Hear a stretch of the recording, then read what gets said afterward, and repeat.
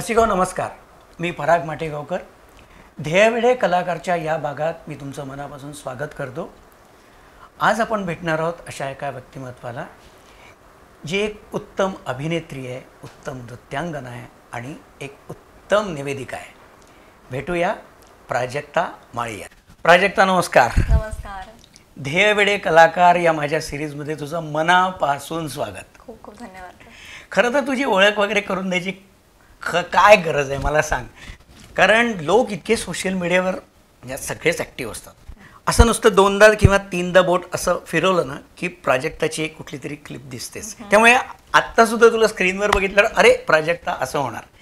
कारण तू एक सातत्याने आणि एका ध्येयाने तुझे विविध माध्यमातून तू काम करतेस, त्यामुळे तुला सगळेच ओळखतात. त्यामुळे तुझी ओळख बिळख करून देण्याच्या भानगडीत मी अजिबात पडणार नाही. पण याची सुरुवात नेमकी कुठून झाली? Good morning Maharashtra. हो, गुड मॉर्निंग महाराष्ट्र म्हणता येईल. कारण काय म्हणतात, त्या कार्यक्रमामुळे मी घराघरात पोचायला सुरुवात झाली. तांदळा हा चित्रपट मी केला होता आधी संजय सुरकरांचा. त्याच्यामध्ये एकदम छोटंसं काम होतं आणि तो असा खूप खूप फेमस ॲज सच नाही झाला. ती एक आर्ट फिल्म राहिली. करेक्ट. त्यामुळे मी लोकांच्या पर्यंत पोचायला गुड मॉर्निंग महाराष्ट्रामुळे खूप मदत झाली. पण मी जे ऐकलं आहे की जेव्हा तू ते गुड मॉर्निंग महाराष्ट्र करत होतीस, प्रचंड स्ट्रगल तू केलेलं आहेस. म्हणजे पहाटे 4 वाजता पुण्यातनं निघायचं, एकेका दिवशी 7-7 एपिसोड शूट करायचे. मग काय जे काय लोकल रिक्षा बसनी चेंबूर नाक्याला यायचं रात्री, मग 2 वाजता 2:30 वाजता लाल बसनी प्रवास करत यायचं. म्हणजे हा स्ट्रगल खूप तू केलाय. काय सांगशील त्याबद्दल? मी आता या लेवलला पोचल्यानंतर मला मागे वळून बघताना आय एम ग्रेटफुल की त्या सगळ्या संघर्षामुळे आपण तावून सुलाखून निघतो असं मला वाटतं. त्यामुळे मी निघाले. आणि मला वाटतं प्रत्येकाला संघर्ष आहेच आहे, प्रत्येक फील्डमध्ये आहे. प्रत्येकाचं काय परिमाण वेगळं असेल किंवा माझ्याकडे फायनान्शियल क्रायसिस होता. मी तसे लोअर मिडल क्लास फॅमिलीमधून मी आलेली मुलगी, त्यामुळे फायनान्शियल क्रायसिस, थोडा शहर वेगवेगळं, पुणे मुंबई, आणि 500 रुपयात सगळं करायचं हे कंपल्शन. सो पण प्रत्येकाच्याच लेवलला स्ट्रगल असतोच. काहींना तो इमोशनल मेंटल असतो, वेगळ्या लेवलचं सफरिंग असतं. आणि मला असं वाटतं संघर्ष असावा. त्यामुळे किंमत असते कामाची, यशाची, पैशांची, अगदी लोकप्रियतेची. सगळं पटकन मिळालं तर मग ते पटकन जातं. पण अगदी खरं आहे. देर आहे दुरुस्त आहे ह्या लेवलला मला ते बरं वाटतं. So I am very grateful. तू आता उल्लेख केला संजय सुरकरची फिल्म तांदळा एक मुखवटा. म्हणजे संजय सुरकर पण नागपूरचा, मी पण नागपूरचा. त्यांनी आणि मी नाटकांमधनं खूप कामं केली आहेत. म्हणजे संजय सुरकर जेव्हा कॉलेजमध्ये होता, लेडीज सायकलनी यायचा.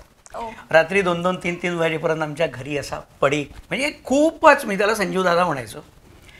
म्हणजे त्याला जे काही मी ओळखतो त्यांनी तुला कुठलीही ऑडिशन न घेता कास्ट केलं होतं.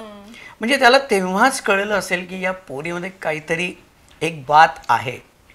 ते काय माहिती नाही, पण त्यांना आसावरी ताईंचं यंगर व्हर्जन हवं होतं आणि फेस सिमिलॅरिटी हवी होती. सो फेस सिमिलॅरिटीमुळे मी पहिल्यांदा कास्ट झालं असं म्हणेन. कारण तेव्हा मी फक्त नाच शिकलेले होते आणि फार अभिनयाशी निगडीत काही केलेलं नव्हतं. त्यामुळे आय थिंक तिथे ॲक्च्युली लक बाय चान्स मिळाला असेल मला ते काम, कारण मी त्यांच्यासारखी दिसत होते, त्यांचं यंगर व्हर्जन म्हणून. बट येस, त्या ठिकाणी मला 2 माणसं मिळाली. मी उल्लेख करेन तिचा, रसिका नामजोशी, जिनी मला गुड मॉर्निंग महाराष्ट्रासाठी पाठवलं ऑडिशनला, आणि सोहा कुलकर्णी जिनी काय म्हणा ना मला सिलेक्ट पण केलं आणि भर दिला की नाही ही मुलगी पाहिजे. So that's how good morning Maharashtra started. वा. मुळात तू पुण्याचीस ना, आणि SP कॉलेजला तुझं एज्युकेशन झालं. मुळात तू आता म्हटल्याप्रमाणे डान्सर. मग तू मला वाटतं पोस्ट ग्रॅज्युएशन पण केलं ना. आणि मला जे कळलं त्याप्रमाणे संबंध भारतातून स्कॉलरशिप करता 20 मुली वगैरे सिलेक्ट करतात, त्यातली तू एक आहेस. मग एवढं सगळं केल्यानंतर मग ऍक्टिंगकडे कशी काय शिरलीस? ते त्यांनी ठरवलेलं. That was not my choice. माझं काही ठरलेलंच नव्हतं आयुष्यात काय करायचंय. माझा अशी गाडी अशी ऍक्च्युली आताही मला असं वाटतं की मी जे काय ठरवते तेच होतं असं काही नाही. ऍक्च्युली मी काय ठरवत नाही आणि तो मला जसं वळवतो तशी मी वळतीये लिटरली. त्यामुळे कलेशी निगडीत काहीतरी काम करायचंय हे माझं ललित कला केंद्रात ठरलं. ललित कला केंद्र की आपण कलाकार म्हणून मरणार. बरं. हे ठरलं आणि शेवटच्या श्वासापर्यंत काम करणार, ह्या क्षेत्रात करणार हे तेव्हा फिक्स झालं. परंतु नाच, अभिनय आणखी काय त्याच्याशी अलीकडे पलीकडे लिखाण वगैरे हे काही ठरलेलं नव्हतं. मला कला क्षेत्र आवडतंय, पॅशनेटली आवडते, त्याच्यातूनच आपण व्यवसाय काय म्हणत ना त्यातूनच पैसे आपण कमवणार आहोत हे ठरलं. मग बाकी आता दाही दिशा ओपन झाल्या माझ्यासाठी. मध्यंतरी एक ना तुझी मी अशी सहज बघत असताना एक क्लिप बघितली सलमान खानशी रिलेटेड. अच्छा. म्हणजे तुझा तो एक टिपिकल मैंने प्यार किया स्टाईल, ती कॅप घातलेला तुझा तो फोटो, आणि मला नंतर असं कळलंय की लहानपणी काहीतरी घराजवळ सलमानचं शूट आहे असं तुला कळल्यानंतर तू अगदी आईच्या पाठीमागे लागून नटून थटून नवीन नवीन फ्रॉक घालून वगैरे तू गेली होतीस. खरं आहे का या गोष्टी? कारण मीडियावर काहीही घडू शकतं. नाही खरंय खरंय. अख्ख्या गल्लीनी मला वेड बनवलं होतं तेव्हा की सलमान येणार आहे आणि तू जाऊन भेट त्याला आणि सांग मला तुझ्याशी लग्न करायचंय. क्या बात. कारण तेव्हा माझा जो आते भाऊ आहे त्याचा तो फेवरेट हिरो होता. सो त्याच्यामुळे मला त्याने शिकवलं होतं मला कोण आवडतो, मला सलमान खान आवडतो. मला कोणाशी लग्न करायचं, मला सलमान खानशी लग्न, हे त्याने मला शिकवलेलं. मी काय माझ्या मनचं बोलत नव्हते. तर ते मी गल्लीमध्ये बोलायचे आणि गल्लीवाल्यांनी एकदा मला असंच माझी काय म्हणा फिरकी घेतली आणि मी खरंच गेले होते. प्रत्यक्षात तसं नव्हतं काही. तो शूटिंग करायला तो पुण्यात होता, पुण्यात शूटिंग होतं त्याचं, पण आमच्या इथेच होतं वगैरे असं काही नव्हतं. तुझी म्हणजे आता पण मी सलमानला भेटले अशी. बरं. मी भारतीय विद्यापीठला ग्राउंडवर कार्यक्रम होता खूप मोठा आणि तेव्हा मी 9वी मध्ये वगैरे असेन. सो तो स्टेजवर होता आणि मी स्टेजच्या बाजूला म्हणजे घुसून मारामारी करत खूप लांबून लोकांना ढकल करत बसून मग परत ढकलायचं परत थांबायचं परत असं करत स्टेजच्या अगदी जवळ पोहोचले. मग तो जो तिथे त्याचा बॉडीगार्ड होता तर त्यांनी बघितलेलं. माझ्या 4 मैत्रिणी होत्या, सगळ्या गेल्या एक एक करत, पण मी 12 वाजले तरी हल्ले नाही तिथून. तर त्याला दया आली. तर जेव्हा बक्षीस समारंभाचा कार्यक्रम सुरू झाला ना त्यांनी मध्येच मला पाठवलं. क्या बात है. भेट आणि मी त्याला भेटून आले, हेलो, एवढंच केलं. काही त्याला कळलेलं ही कोण, ही का आली, काहीच संबंध नाही, पण मी जाऊन भेटून आले. सो माझी इच्छा पूर्ण झाली. तुझी गाजलेली सिरियल म्हणजे जुळून येते रेशीम गाठी. मी जेव्हा ती टेलिकास्ट झाली असेल तेव्हा मी ती नव्हती बघितली, पण बघण्यात नव्हती आली. पण आता सोशल मीडियाचा जो काय फायदा असतो वेगवेगळ्या चॅनल्सचा, मी आणि सुवर्णाने ती पूर्ण सिरियल अगदी एका वेळेला 2-2, 3-3 एपिसोड अशा, त्यामुळे मी अशा छान एका लिंक न तुटता मी ती बघितली. अप्रतिम सिरियल फार. काय तुझा त्याबद्दलचा अनुभव, आठवणी? बापरे, खूप आहे. आता जेवढं बोलू तेवढं कमी आहे. पण पुन्हा एकदा मी अतिशय कृतज्ञ आहे त्या मालिकेसाठी की ती मालिका माझ्या पदरात पडली. कारण टिपिकल मालिका नव्हती ती. एंटरटेनमेंट होतच, परंतु संस्कारक्षम मालिका होती. नाती पण नाही, पण त्याच्या पलीकडे जाऊन आयडियल नाती कशी पाहिजे अशा पद्धतीचं काहीतरी होतं. त्यातली जोडी आम्हा दोघांची, आदित्य मेघना, त्यातला रोमांस, ते नातं फुलत जाणं, नवरा बायका सुद्धा आयडियल नातं काय असावं ते त्या मालिकेमध्ये होतं. आणि अर्थात म्हणजे समाजासाठी आपण काहीतरी करतोय हे तर झालंच की आपण काहीतरी चांगला विचार करत होतो आणि लोकप्रियतेचा तिने परत एकदा कळस गाठला त्या मालिकेनं. त्यामुळे मला ऍक्च्युली तेव्हा कळलं लोकप्रियता म्हणजे काय, नेमकं काय असतं. आणि त्या मालिकेमुळे आपण आता बसलोय, ते घर झालं माझं.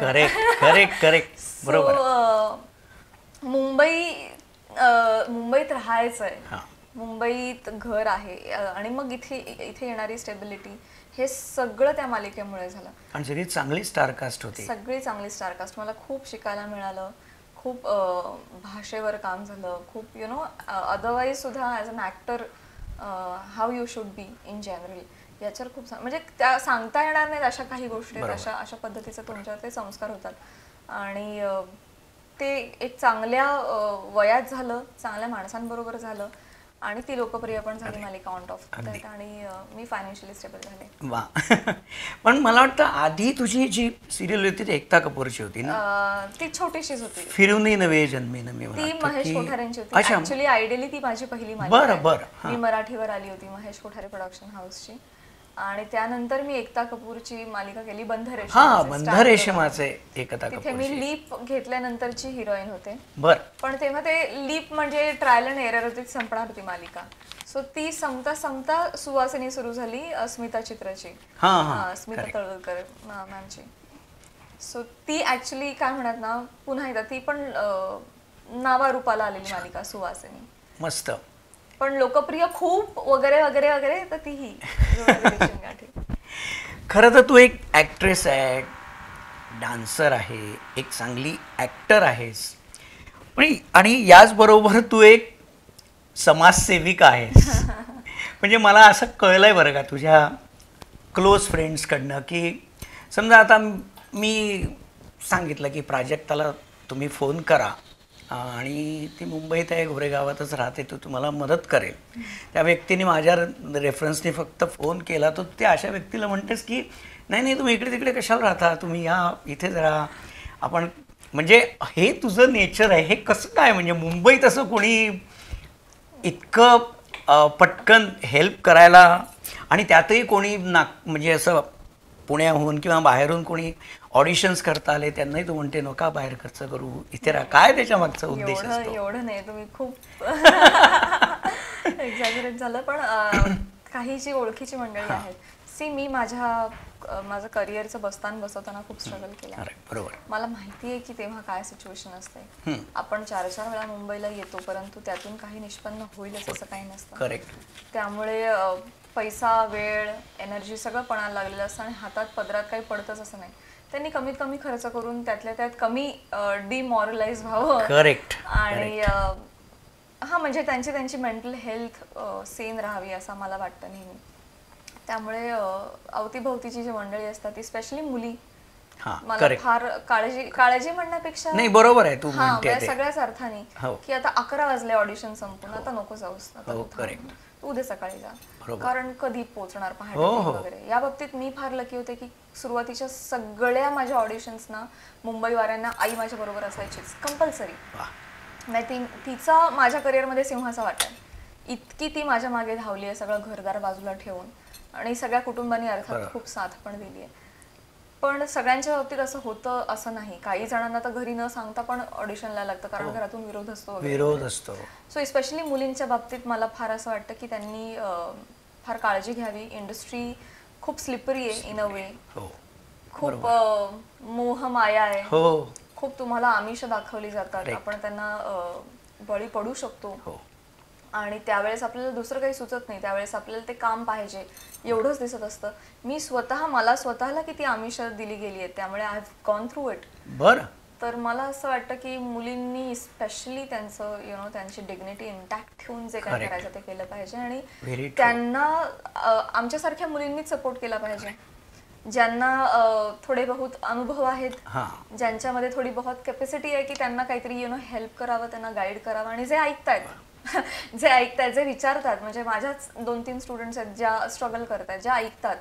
मी त्यांना एकीला पैसे मागितले ऑडिशन करतात, तुम्ही ऑडिशन द्या, एवढे 10,000 पैसे द्या आणि फॉर शुअर तुम्ही एका वेब सिरीज मध्ये कास्ट होणार आहात. तर मी तिला म्हटलं की तू काहीच नाही काम केलेलं आतापर्यंत, तू डान्स मधून बॅचलर्स केलेलं आहे, सो तुला डिरेक्टली एका वेब सिरीज मध्ये कसं काय काम देतील लोक. ती म्हणली नाही, ते 10,000 ते वर्कशॉपचेच आहेत, ते तुम्हाला शिकवणार त्या वर्कशॉपमध्ये आणि तुम्ही ऑटोमॅटिकली कास्ट होणार. म्हटलं असं नसतं, तू पैसे नको देऊस. तर मग नंतर ती मला कन्व्हिन्स केलं की ठीक आहे, मी ट्राय घ्यायला तयार आहे, 10,000 गेले तर गेले, पण I will be cautious. Okay, no problem, all the best. पण तो सगळा पुन्हा एकदा एका कुठल्या ते इतक्या टुकार एका घरामध्ये हँडीकॅमवर वेब सिरीज शूट होत होती आणि भरमसाठ लोक होते ज्या सगळ्यांकडून पैसे घेतलेले. ती वेब सिरीज अर्थातच कुठल्या प्लॅटफॉर्मवर येणार नव्हती, ती फक्त पैसा. वर्कशॉप 1 दिवसाचं झालं, ज्याच्यामध्ये त्यांना ऍक्च्युली काही शिकवलं नाही. सांगायचा मुद्दा काय की अशा भूलथापांना आपल्या आजूबाजूची माणसं तरी बळ पडू नयेत. आणि अर्थात मी बोलतीये तर आणखी अजून 1000 माणसांपर्यंत हे पोहोचावं आणि त्यांना कळावं की अशा पद्धतीची आमिषे असतात. खरंय. तर मला असं वाटतं जेवढं आपण करू शकू मदत तेवढी आपण केली पाहिजे आणि सजग केलं पाहिजे, कारण आता कलियुग चालू आहे. पण तुझा हा असा अप्रोच असणं ही खूप मोठी गोष्ट आहे, कारण सगळे लोक असे नसतात की हा थॉट प्रत्येकाचा नसतो. म्हणजे नाही असतो, पण सगळ्यांना आहे ना, मी सांगू कुठे ना कुठेतरी मदत करायची इच्छा असते, पण सगळेजण आपापल्याच विश्वामध्ये एवढे एन्क्रॉस्ड आहेत, स्वतःच विश्वामध्ये इतके मशगूल आहेत की त्यांना बाहेर पडून दुसऱ्यांसाठी काय करण्याची म्हणजे त्यांना वेळच उरत नाही. त्यामुळे I think I have that time. Prajakta, तुझा एक शो म्हणजे मीच का अख्खा महाराष्ट्र सध्या बघतोय, म्हणजे गेले 5-6 वर्ष बघतोय, हास्य जत्रा.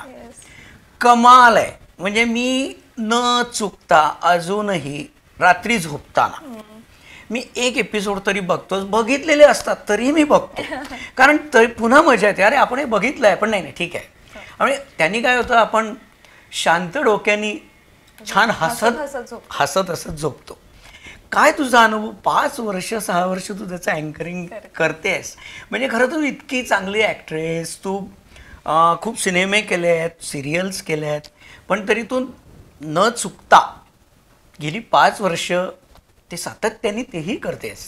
काय तुझा अनुभव आहे त्या बाबतीत? मी भाग्यवान आहे की पुन्हा एकदा हा कार्यक्रम माझ्या पदरात पडला. बरं. आणि एक आमचा इंटरव्ह्यू याच्या आधी शूट झाला होता, जो ऑडिओ कारणामुळे जरा स्क्रॅप करण्यात आला. तो माझ्या त्या घरी झाला होता, फार्म हाऊसवर.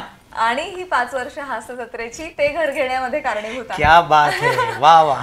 सो मी मुद्दाम हे मेन्शन केलं, कारण म्हणजे काय म्हणा ना, लोकप्रियता, प्रेम, पण पुन्हा एकदा financial stability in every terms त्या कार्यक्रमांनी भरभरून दिलेलं आहे आणि प्रेक्षकांनी भरभरून दिलेलं आहे.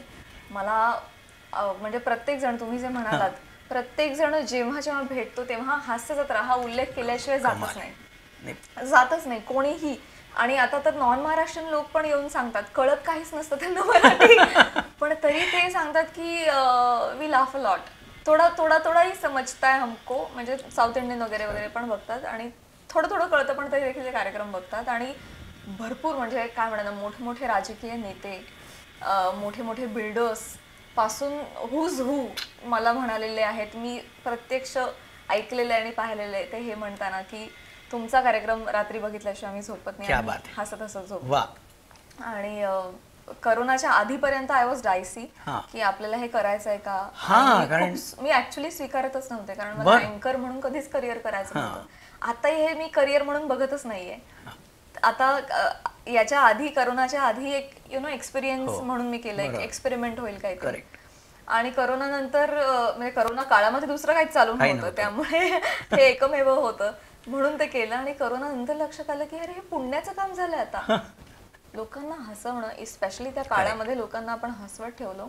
आपण फारच पुण्याचं काम केलं आणि हे केलं पाहिजे. आणि आता या सेट कार्यक्रमाला कुठेही धक्का नाही लागला पाहिजे. कदाचित कुठल्या कलाकारांच्या जाण्याने, तुझ्या जाण्याने, कुठल्या निर्णयामुळे असं होऊ शकतं. प्रयत्न कर की हे इंटॅक्ट ठेवून बाकी सगळं करायचं. सो ती स्वतःलाच दिलेली कमिटमेंट झाली आफ्टर सम टाइम. तेव्हा तू काहीतरी एक मला वाटतं शेड्यूल करून थांबणार होतीस. ऍब्सोल्युटली. मी एक तर पहिलाच करणार नव्हते. मला 2दा विचारणा आली, 2दा मी नाही म्हटलेली. 3rd टाइम मला माझ्या मित्रांनी पुश केलं, म्हणजे कर ना, काय वेळी आहेस, पैसे तरी मिळतात, तू घे, तू कर. म्हणलं मला जमणार नाही, मी आयदर परफॉर्मर आहे किंवा मी प्रेक्षक आहे. हे याच्या मधलं जे आहे ते खूप डिफिकल्ट आहे. तुम्ही जे करताय आता हे डिफिकल्ट आहे.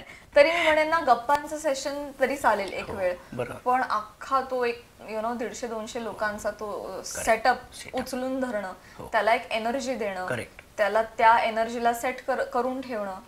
तुम्हाला काही परफॉर्मन्स नंतर रिॲक्ट करायचं पण आहे, पण फार पण रिॲक्ट करायचं नाहीये की त्या समोरच्या दोघांना बोलायला काही राहणार नाही. बरोबर. असं खूप काय आहे ते तुम्हाला सांभाळून करावं लागतं. आणि ते खूप मधलं आहे, तारेवरच आहे, ज्याची मला भीती वाटायची. ऑल्सो कॉमेडीचा आणि माझा काही संबंध नाही. त्यामुळे म्हणलं मला काही सेन्स ऑफ ह्युमर नाही. आणि काय मी काय म्हणजे नाचाचा कार्यक्रम होस्ट करणं तरी ठीक आहे, बरोबर, कारण त्यातलं शिक्षण आहे माझं. बरोबर. परंतु चला गाणं गेला बाजार तरी चालेल, कारण थोडं थोडं ते पण मी शिकले. परंतु कॉमेडी आणि मी हे काहीच कॉम्बिनेशन होत नाही. पण आय थिंक बिकॉज मी खूप चांगला प्रेक्षक आहे की मी तो स्वतःच खूप एन्जॉय करते. मला हसायला फार आवडतं. म्हणजे मला इन जनरल असं वाटतं की किती काय काय चालेल ना तुमच्या आयुष्यात, तुम्ही हसत राहा. तो एक स्माइल तुमच्या चेहऱ्यावर असलं पाहिजे. तुम्हालाही असं वाटतं की मला काय टेन्शन नाही, समोरच्यालाही असं वाटतं टेन्शन नाही, सगळं life is okay fine. He vibe सतत कॉन्स्टंट राहिली पाहिजे आयुष्यामध्ये. आणि त्या माझ्या ह्या विचारसरणीला त्या कार्यक्रमाने खूप पुष्टी दिली आहे. त्यामुळे मी सतत हसतानाच दिसते. नाही पण छान आहे, खरंच मस्त आहे, एकदम टेन्शन फ्री. ऍब्सोल्युटली. आमच्यासाठी पण टेन्शन फ्री आहे. हास्य जत्रेचं शूटिंग हे दमवणारं असतं डेफिनेटली. मी हसून हसून पण दमतो आणि अर्थात खूप वेळ शूट करतो म्हणून. पण इन अ वे आमच्यासाठी सुद्धा स्ट्रेस बस्टर आहे. बरोबर. तिथे असताना आम्ही पण आमची दुखणी विसरतो आणि आमचे टेन्शन्स विसरतो. त्यामुळे आम्ही तिथे लाईव्ह बघतो आणि त्यामुळे तर जास्ती एनर्जीनी बघतो. आणि ही सॉलिड टीम जमलेली आहे ना ती. येस येस येस येस, भट्टी जमून आली आहे ती. करेक्ट. तू एका वेळेला अनेक गोष्टी करत असतेस. म्हणजे तुझं आता एक स्वतःचं प्रोडक्शन युनिट आहे, डान्स अकॅडमी आहे, तू सिरियल्स करते, तू काही शो होस्ट करतेस. म्हणजे अशा बऱ्याच गोष्टी. खरं तर आपल्या इंडस्ट्रीमध्ये असं याच्यातली कुठली तरी एक गोष्ट घेऊन लोक करिअर करतात. पण तू सगळीकडे ॲक्टिव्ह राहून तरी फोकस्ड आहेस. हे कसं काय शक्य होतं? आणि दुसरं, किती तास काम करतेस? नाही नाही, मी एक तर तुम्ही म्हणता एवढं मी काम नाही करत. मी अजिबात मालिका करत नाही आहे आता सध्या. करत नाही सध्या. म्हणजे नक्कीच्या लग्नाला यायचं, हा that was my last serial. त्यानंतर मी हास्य जत्रा सोडून मी कुठला शो होस्ट करत नाही. बरं. फक्त हास्य जत्रा, फक्त आमचा कार्यक्रम. त्यामुळे मी ठरवून घेतले पायंडे की मी कार्यक्रम करते, पण मग मी होस्टिंगचे कार्यक्रम करत नाही, मी डान्स कार्यक्रम करत नाही.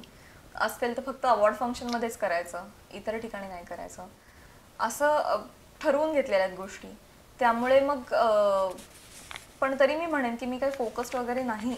अजून तो यायचा आहे. आम्ही मारामार चालू आहे त्या फोकससाठी. अर्थात प्राणायाम, योग, ध्यान मला खूप हेल्प करतं आणि मी खूप डिसिप्लिन्ड व्यक्तिमत्व आहे, अतिशय डिसिप्लिन. आय थिंक ते भरतनाट्यममुळे, क्लासिकल डान्समुळे लहानपणापासून माझ्यात पेरलं गेलेलं आहे. त्यामुळे वेळा पाळणं, करेक्ट, साधना करणं, बरोबर, उगाच आपला टाइमपास म्हणून मोबाईलवर बघत बसले तासन तास, असं नाही होत माझ्याकडून. खूप शिस्तीची मुलगी बाय डिफॉल्ट आहे. म्हणजे कारण मी काय नाही केलेलं, ते वरून आलंय. कारण ते डान्सवाल्यांमध्ये ती शिस्त असते. म्हणजे मी माणिक अंबिक्यांकडे बरेचदा अरंगेत्रम करता हार्मोनियम वाजवायला मी, राजू जावळकर, संदीप कुलकर्णी आम्ही जायचो. तर ती इतकी शिस्त, ती फारच असते. आणि अदब, लोकांना रिस्पेक्ट देणं, हे असं ते बॉडी लँग्वेज मध्येच असतं. वर्षानुवर्ष तुम्ही ते शिकलेलं असतात, त्यामुळे जात नाही. क्लासिकल डान्सचा पण माझ्यावर खूप, अर्थातच खूप मोठा पगडा आहे. अगदी. मी खूप धार्मिक श्रद्धाळू असण्यामागे सुद्धा क्लासिकल डान्सचा खूप मोठा पगडा आहे. मी अतिशय कोर भारतीय असण्यामागे भारताविषयी प्रेम आणि संस्कृतीविषयी इतका जिव्हाळा अपार, म्हणजे हे सगळं क्लासिकल ते मी बघतो. म्हणजे तू मध्ये मी आमच्याच नागपूरला तू संघ कार्यालयात जाऊन आली होतीस, मी तेही बघितलं. ते तू श्री रविशंकरांच्या शिबिरात दिसते, त्यांना तू खूप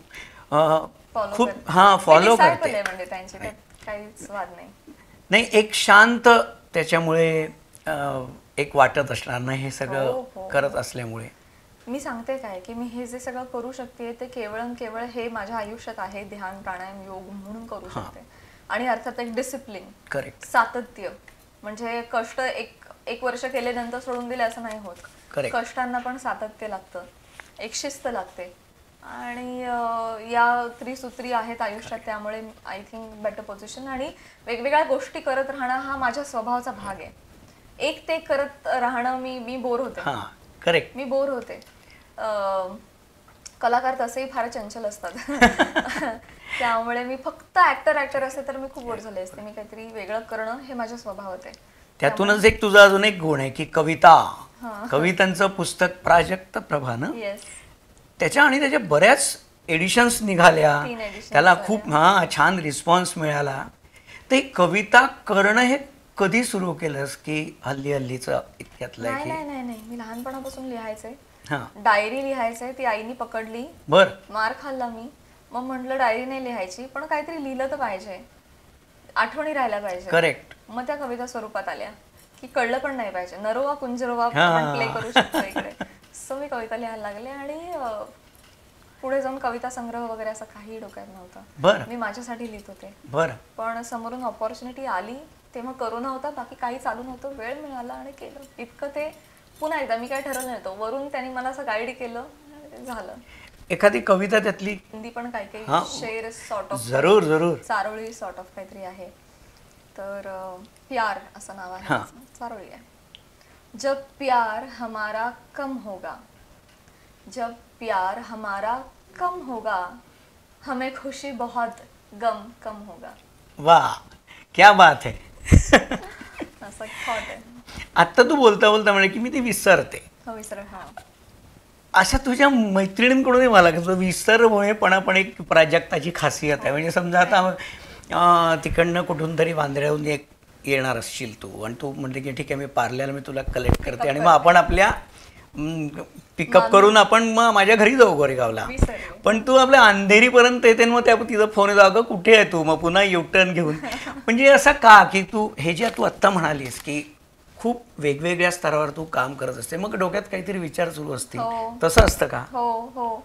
आणि काय होतं ना, मी एखाद्या गोष्टीत पडले की मी इतकी 100% पडते की बाकी जगाचा मला विसर पडतो. मग मी एखादी गोष्ट बघत असेन किंवा फोनवर असेन, सो हे बुद्धांचं तत्व आहे खरं तर, की एका वेळी एक काम करा. करेक्ट. चार गोष्टी एकत्र, ऍक्च्युली हे कॉन्ट्ररी बोलतीये मी, कॉन्ट्रडिक्टरी आहे, परंतु 4 जरी गोष्टी मी करत असेल तरी एका वेळी मी एकच करते. करेक्ट. हा दिवस जर मी प्राजक्तराजसाठी काढून ठेवलेला आहे तर मी त्या दिवशी तेच करते. क्या बात आहे. मग त्या दिवशी मी दुसरं काही एंटरटेन करत नाही. मग ते हे करायचंय, ते करायचं, ते करायचं, मग त्याला वेळ काढते मी. उद्याचे 2 तास याच्यासाठी येत, वा. संध्याकाळी हे आहे, हे ह्याच्यासाठीच आहे, मग त्यावेळेस मी तुमचा फोन नाही उचलणार. सो स्पेसिफिक टाइम मध्ये त्यावेळी तेच करायचं. पण हे छान आहे. म्हणजे मी तुला माहिती आहे का, मी सुद्धा बऱ्यापैकी असं करतो की आता मला तुझा इंटरव्ह्यू पहिले घ्यायचा ना, माझ्या डोक्यात ते सगळं पहिलं तेवढ्या वेळेला तेच होतं. मी कुठले मेसेजेस केले नाही, कोणाला काही नाही, बघू नंतर. आत्ता हे ते त्यांनी काय होतं, ते काम छान होतं, चोख होतं आणि आपल्याला जसं करायचं असतं, एक काहीतरी ठरवलेलं असतं, निदान त्याच्या जवळपास तरी आपण जाऊ शकतो. म्हणजे परफेक्शनिस्ट नाहीये मी, परंतु असावं, असायला काय हरकत आहे, यासाठी मी खूप प्रयत्न करते. मस्त, एकदम छान क्वालिटी आहे ती. तुझ्याबद्दल एक अत्यंत अभिमानास्पद आणि ज्याचं उदाहरण लोकांनी ठेवावं असं मला वाटतं. म्युझिकल इंडस्ट्री असो किंवा आपली ॲक्टिंग, म्हणजे हे क्षेत्र, चित्रपटातलं क्षेत्र असो, सगळ्यांनी आर्टिस्ट म्हणून की तू अत्यंत लहान वयात असा स्ट्रगल करून पुढे येऊन स्वतःचा फ्लॅट खूप अगदी कमी वयात तू घेतला आहेस. पण हां, आणि मोठं प्राजक्ता कुंज नावाचं तुझं एक फार्म हाऊस आहे, फार अप्रतिम. मागच्या वेळेला आपण तिथेच भेटलो होतो.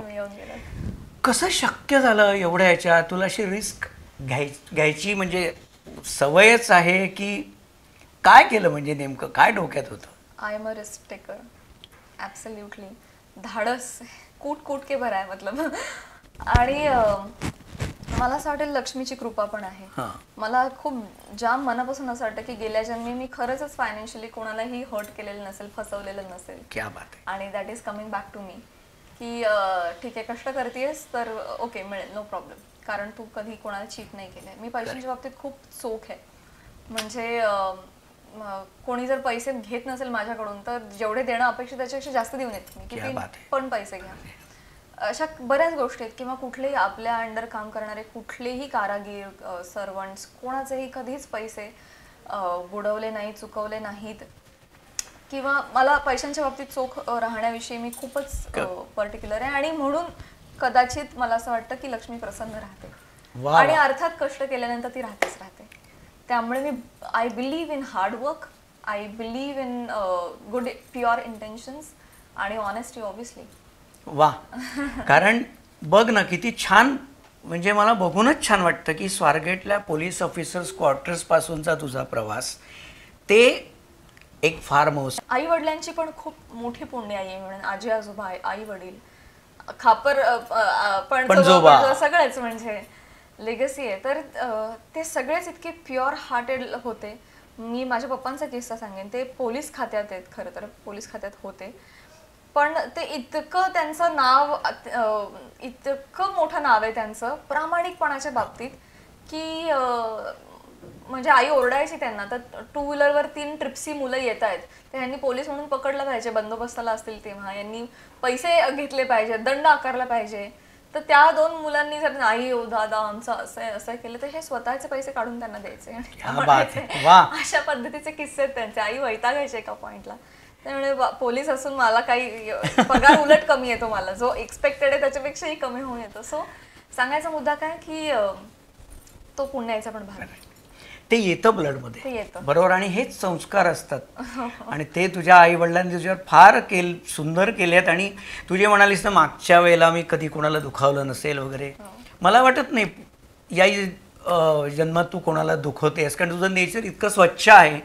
आणि म्हणूनच तुझ्या या नेचरमुळे, असं लोकांना धरून ठेवण्याच्या वृत्तीमुळे आणि सतत मदतीचा हात पुढे करण्याच्या वृत्तीमुळे तुझी मित्रमंडळी खरंच असं म्हणतात बरं प्राजक्ता, की प्राजक्ता कधी तिला प्रॉब्लेम आला ना, आम्ही कुठेही असू द्या आणि प्राजक्ताला कुठेही मदत लागली, आम्ही कुठूनही त्याच्याकरता धावत येऊ.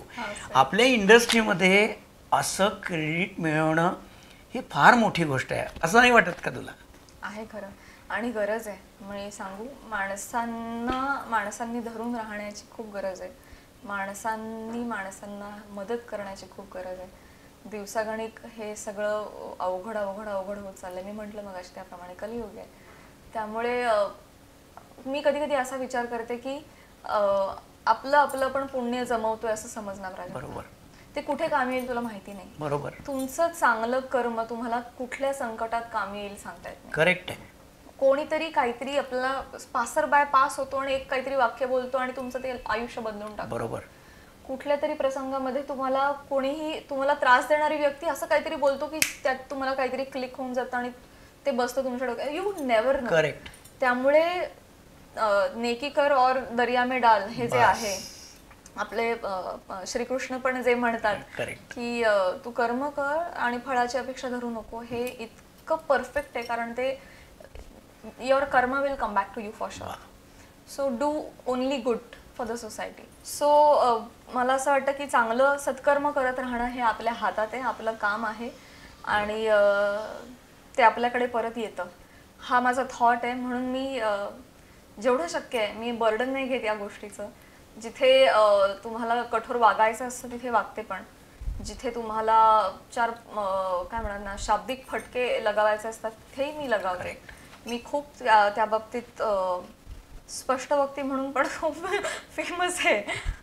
No nonsense will be entertain असं पण आहे सगळं. सो असं नाही की फार गोडगोडच आहे सगळं, जसं ऍक्च्युली फार वाटतं की ही किती शामळू सहनशील आणि गोडच नाही. At times I am very shrewd, I am very strict आणि ते असणं अपेक्षित पण अगदीच to survive in the industry, in the world in a way. हो. सो पण सत्कर्म हा बेस आहे. वा. तुझी आत्ता पांडू फिल्म येऊन गेली आणि त्याच्याकरता तुला खलनायिकेचा अवॉर्ड मिळाला. एक म्हणजे इकडे कुठे एकदम हास्य जत्रा आणि तिकडे कुठे खलनायिका, म्हणजे याच्यातच तू एक खूप छान ॲक्ट्रेस आहे, अभिनेत्री आहे, हे अगदी पुन्हा प्रूव्ह होत आहे.